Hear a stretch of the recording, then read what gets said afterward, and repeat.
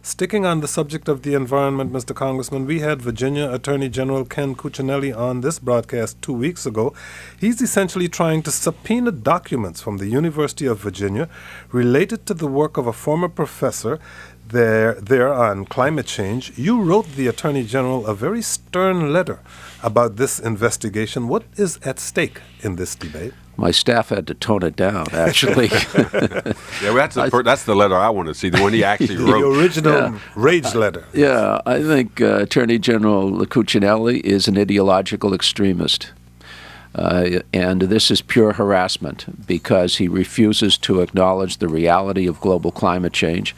There was a Professor Mann. Michael Mann? Yes, Michael Mann at the University of Virginia, who had a contract to study global temperature change. He corresponded with climate experts all over the world, and he's no longer at the University of Virginia. He's at Penn State University.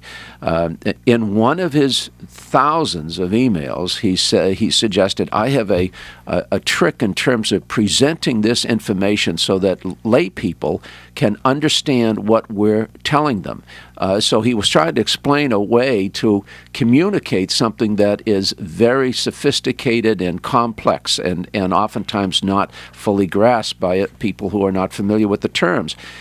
Mr. Cuccinelli seizes on that term, using the word trick,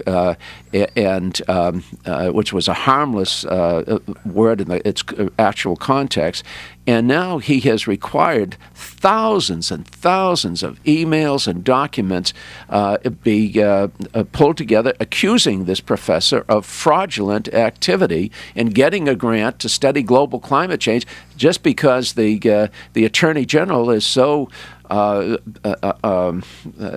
the sidelines in terms of scientific understanding and findings that he feels that people who are working on climate change are somehow defrauding the government. So that's why I'm upset about it. It's a deliberate attempt to intimidate, to harass the scientific academic community, and it should be stopped. And Governor McDonnell ought to stand up and speak out and let them know this kind of stuff ought not exist in the Commonwealth of Virginia, where we really started higher education. Look back to Thomas Jefferson and some of what he said about academic freedom. The Governor McDonnell, of course, part of you're in this fix because the state voters didn't elect your brother governor, right?